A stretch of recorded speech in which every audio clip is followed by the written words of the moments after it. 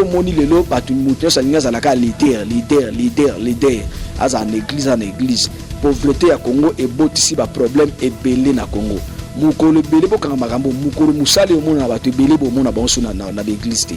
oyeponi bazaki ba serviteur te ba prophète so botami belé ba ozali souté ba pasteur ba ko belé ba evangeliste ba ko belé ba ozali souté mama baton zo mona chaque jour ba sa menanda kuna ba singa bo offrande pona sa menanda e komi go service tel et singa offrande autant obi pona nini ane loko salati ya momoni il faut y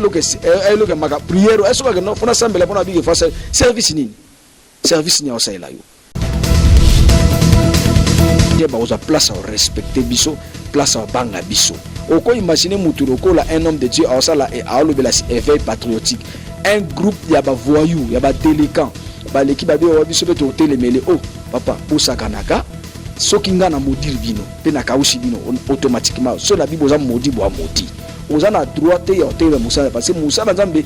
yende a diriger mboka comment un politicien pour na reni batu ba yo ka ifa pesa ba ngombo il faut la tsaba ba polo mais na église on a besoin de ça tout le monde au contraire les gens viennent de l'église donner les offrandes donner la dîme le dîme bien aimé dans les seigneurs batounio surtout ata bien aimé dans les seigneurs té monyo sozu accès ya olanda biso siko essence bo vandi na banda kuna bino tolito lo ba pendant quelques minutes expliquer différence à rôle d'autres bata rôle il y a un homme de Dieu na pays naïe tout homme de Dieu a sa prophète liboso ya likolo to liboso nation naïe un homme de Dieu n'a aucun droit d'aller vers les politiciens pour aller demander ou commander quelque chose. Ce sont des politiciens qui vont localiser. Pourquoi? Politicien mon côté à cause de la pasteur, mais un pasteur peut créer un politicien. Cela veut dire quoi? Pasteur est capable de s'embêter pour nous comme président ou comme député. Preuve année na Congo nous avons un président à Kenya qui localisé Basala Nzambe. Il est passé par le pasteur Afalukao, il est passé par l'archibishop Nicolas Donka Williams a passé na basala nzambe ebele oya kende ko luka bango pour ça nezaki nini tozo kende campagne électorale na lingi na sala boye na lingi nzamba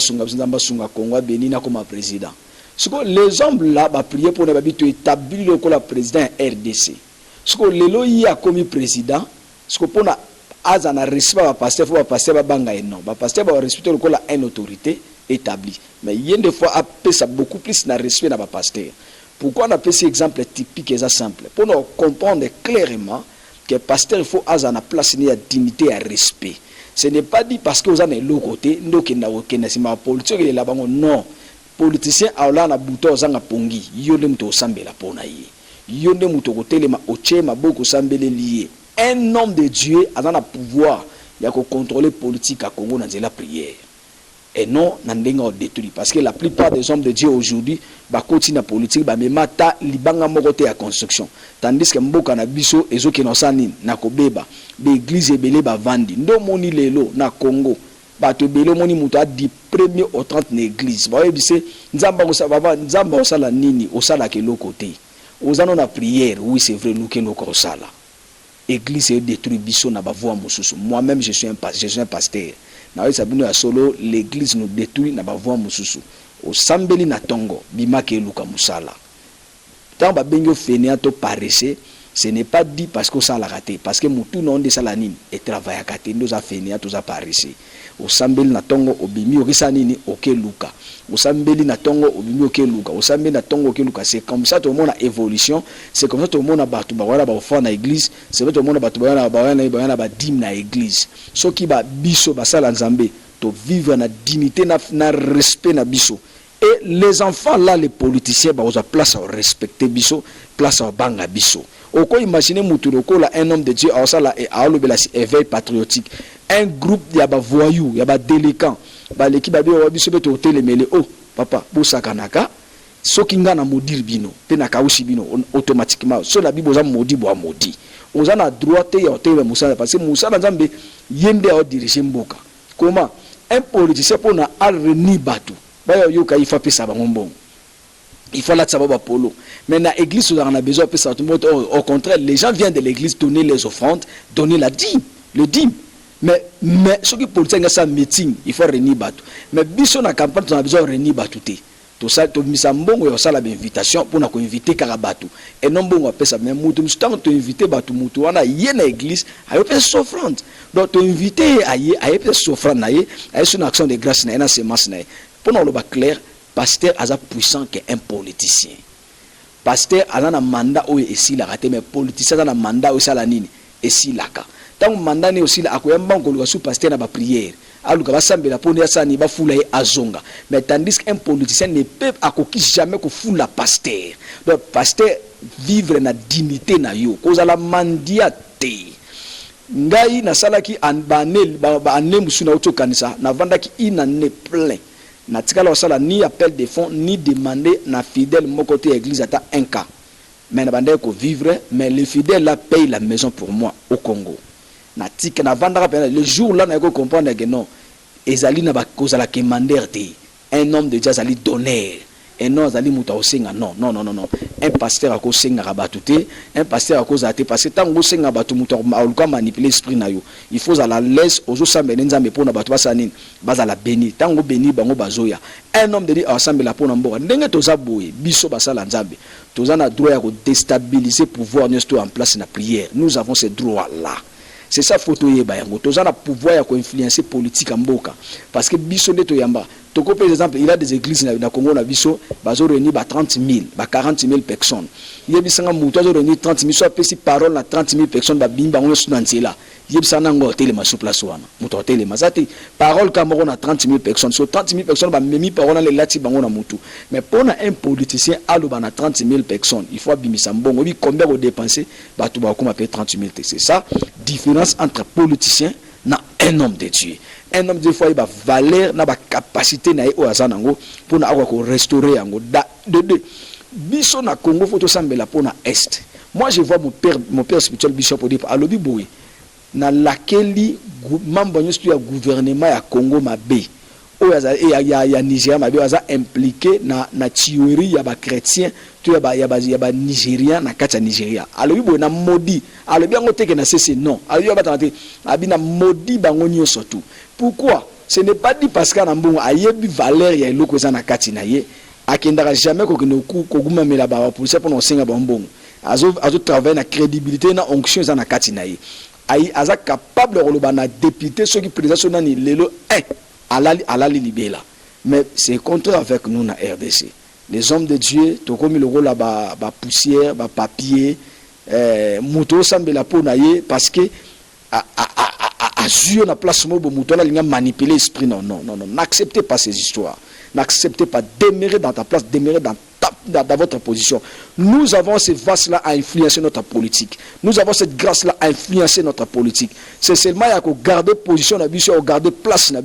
quelles que soient nos faiblesses, quelles que soient nos erreurs, il y a présence, il y a conditions beaucoup actuelles. Toko se dit le comme côté. Jésus a lobby à Kaïsa, na Kaïsa là, il y a Nzambé, na Nzambé. Cela veut dire quoi?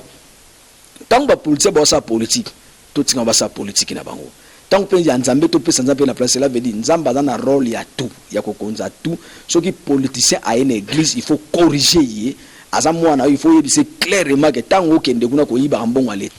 to la prière olobana ba tu peux ko déclarer muto nyonso tout azo vanda na trésor public ayiba ka mbongo ya Nzambé abeta na mwasi na bani moko tazala mayele et au salama nous avons vu ça l'onction là il travaille na papa na biso idaosa Nzambe abeta ina mwasi na bana na ye na mwasi na bani pourquoi pasteur mso lobate parce que habita muto na yibaka ayela ki offrande ayela ko oh yozo luka offrande pour na yo mais tandis c'est des millions de personnes ba okufa na sima na yo des millions de personnes ba okufa na sima na yo totika muto ayiba mbonga mboka non et affaire ya Congo ezo senga tout le monde à s'impliquer tout le monde à s'impliquer ce que dans domaine tel s'impliquer même éveil likola mboka na yo Zambe a visité ba politicien miyibi na Congo abeta bango ba azam magistrat au lieu kata dossier ndenge sengeli azokende na sa corruption ka loboko ani za corruption e kauka au mona c'est comme ça que Nzambe ta ko rétablir ba droit ne ba to ba la le moni magistrat moko avant d'azo luka changer loi musisa moko esa nini e katanya piquer crise na kitini ya ki magistrat pas akatela ba loi au mona mambo belé au changer na mboka na biso c'est comme ça le Congo est un grand pays ba chrétien tozana rôle ya makambo belé ya kusambela naza makambo belé to koloba bola d'habitude toujours na kin elengi donc na kin elengi bono na bilo be to parler différence entre enfant de Dieu na créature parce que bato belé ba vivara na ba contradiction tout le monde aza ekela mu ya nzambe nyonso mona nzambe te mutu nyonso mona nzambe te mais nyonso ekela mu ya nzambe mutu nyonso aza ekela mu ya nzambe lelo bato bazo ba évangile eza kokufa na Congo. Pourquoi? Parce que bato ba ko talisa bato loko ba ko salate mutu nyonso tout aza appelé à revenir en église tous les jours ezana bato ba ko va en église tous les jours dans temple na bato ba na ba temps partiel ndo moni lelo bato mutu nyonso alinga zalaka leader aza en église pauvreté ya Congo ebotisi ba problème ebele na Congo mukolo ebele bokanga makambo mukolo musale omona na bato ebele bomona banso na église te oyo poni bazaki ba serviteur te ba prophète nyonso abotami belo ba ozali souté ba pasteur ba ko bela ba évangile ba ko belo ba ozali souté mama bato nzo mona chaque jour ba samena ndako na ba singa ba offrande pona samena e komi go service tel singa offrande autant obi pona nini ane loko salati ya ngomoni il faut yelo ke maka prière est-ce que non fona sambela pona bi ke fa service ni osela yo service ni en plus bino pe ba ignorant ba moko mi papa zo okeno mbongo belesa nini opese mais muta o te évangile solo ozoko arriver au kabila ete ndo moni to cité awa bilo libo celui qui prête aux pauvres celui qui donne aux pauvres prête à l'Éternel moto a pesaka na mobola a defisaka nzambe c'est très important aussi de donner aux pauvres ba pauvre bazana eza batu bana balabala bato bavandi wana ba souffrir moto azo pembeni na église na eloko liata na eloko la tate souvent yoza nango memela epesai c'est très important nazaki na sengo dernièrement na kansema bilambana na kena en église na tiki ba ki kaboula bato ba nini bazangi parce que lambana pa na yo omonya ngoza suna valeur te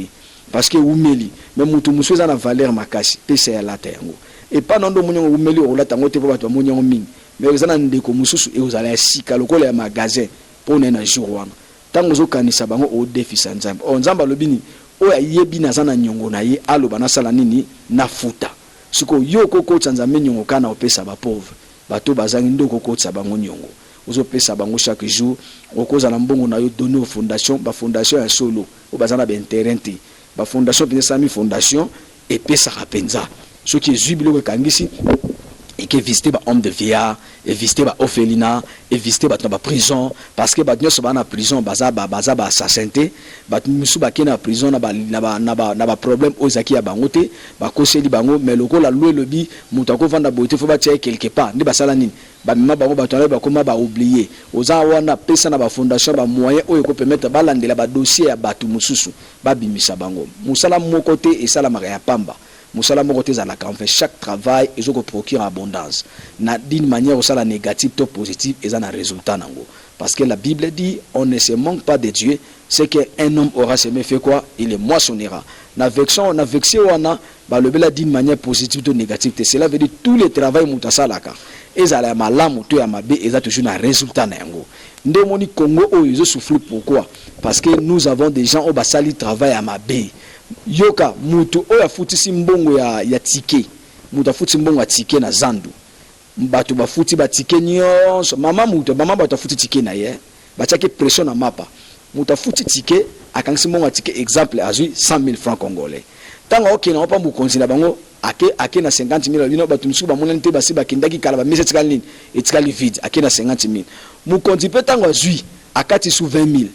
akati sous 20,000 ake na 30,000 eke na hôtel de ville tango komi na hôtel de ville chargé à finesse hôtel de ville akati tu 5,000 et etikali comme 25,000 tango komi 25,000 et komi pa yemo gouverneur yé pa kati 15,000 azu 10,000